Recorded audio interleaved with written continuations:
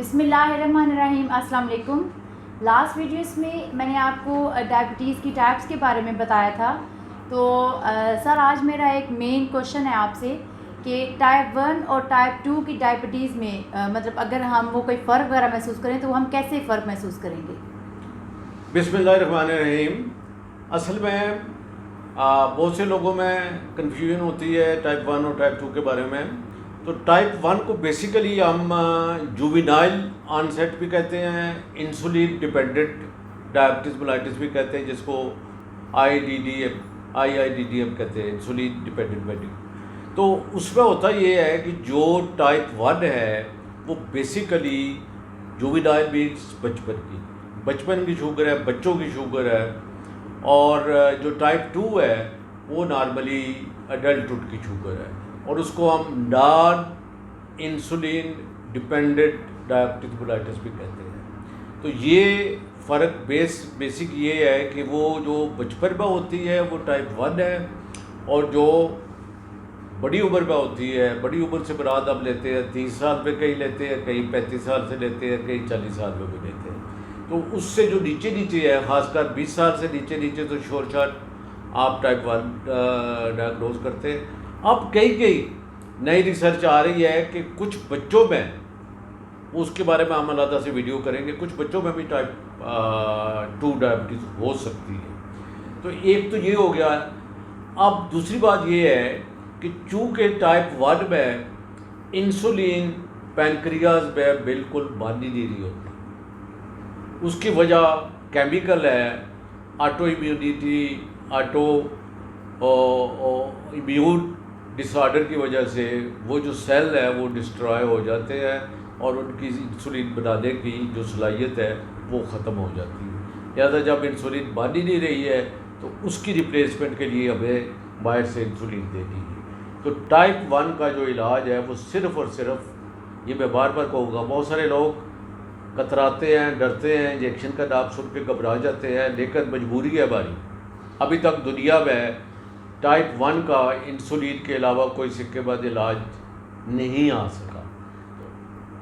تو اس لیے اگر آپ کا ڈاکٹر بچوں کو انسولین لگانے کا کہتا ہے تو وہ ٹائپ 1 کے بچے ہیں، اور وہاں پہ انسولین ہی علاج ہے.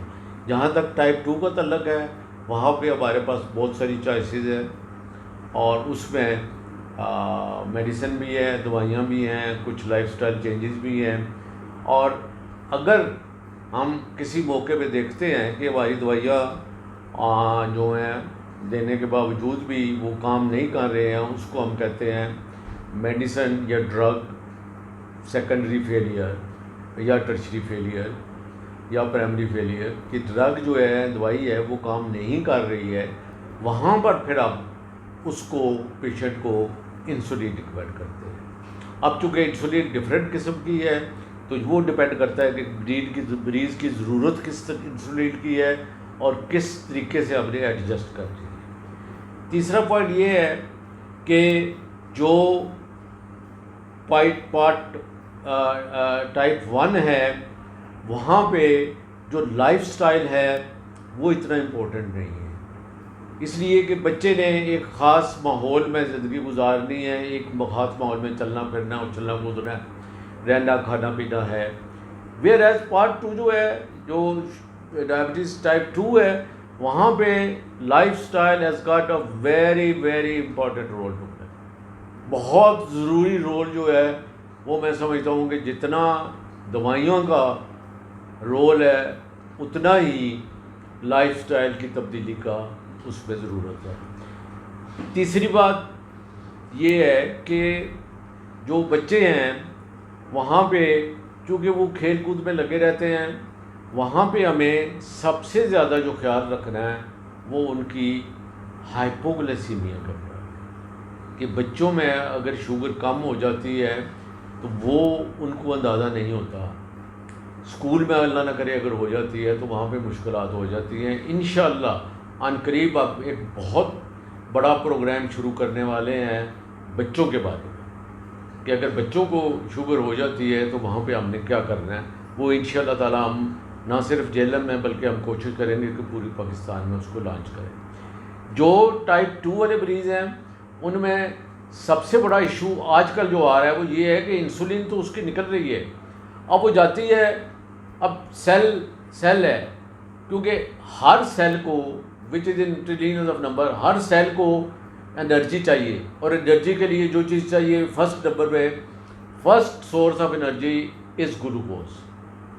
باقی دو ہمارے پاس سورسز ہیں انرجی کی، ایک پروٹین ہے اور ایک فیٹس ہے.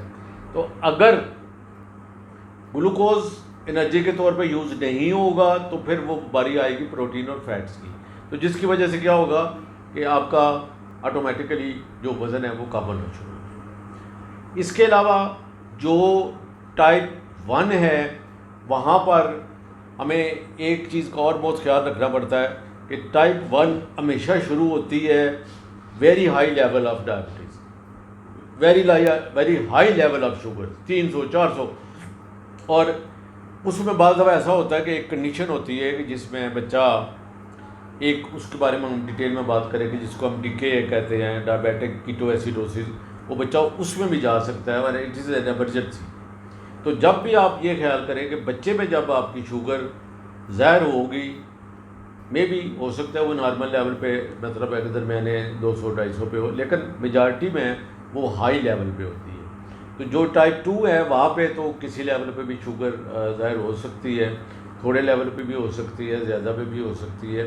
تو لیکن بچوں میں ہمیں یہ خیال رکھنا ہے کہ اگر بچوں میں ہوگی تو وہ ہائی لیول پہ ہوگی، اور وہاں پہ ہمیں فوری طور پہ ایکشن لینا ہے، اس لیے کہ اگر آپ ایکشن نہیں لیں گے تو وہ ایک خطرناک کنڈیشن کیٹو ایسیڈوسس میں جا سکتی ہے. اس کے علاوہ ویٹ اینڈ ویٹ، وزن اور وزن. تو اب جو میں بات کی تھی کہ بچوں میں بھی ٹائپ 2 کی بات ہو رہی ہے، وہ وزن سے ریلیٹڈ ہے.